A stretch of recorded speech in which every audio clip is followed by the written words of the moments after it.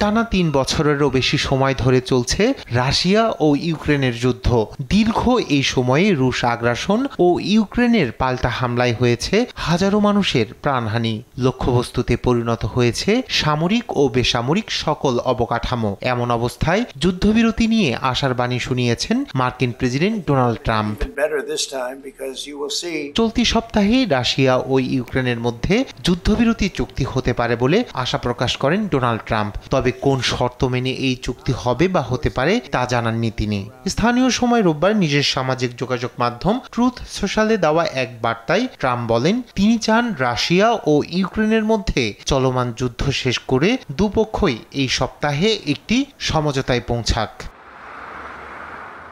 আর রাশিয়ার কাছে বেসামরিক অবকাঠামোতে ৩০ দিনের জন্য হামলা বন্ধের প্রস্তাব দিয়েছেন ইউক্রেনের প্রেসিডেন্ট ভলোদিমির জেলেনস্কি। এছাড়া ইস্টার সানডে উপলক্ষে রাশিয়ার ঘোষণা করা যুদ্ধবিরতি বাড়ানোর বিষয়েও কথা বলেন তিনি।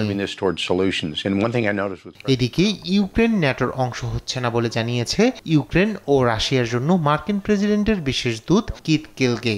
জোটে কিয়েভের যোগদানের বিষয়টি আলোচনার টেবিলে নেই বলেও জানান তিনি।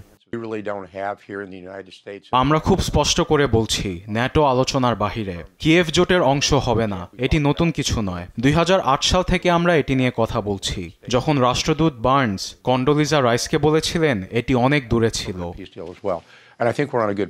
অন্যদিকে চলমান উত্তেজনার মধ্যেই চলছে পুতিন ঘোষিত ৩০ ঘন্টার যুদ্ধবিরতি। স্থানীয় সময় শনিবার সন্ধ্যা ৬টা থেকে শুরু হওয়া এই যুদ্ধবিরতি চলবে সোমবার মধ্যরাত পর্যন্ত।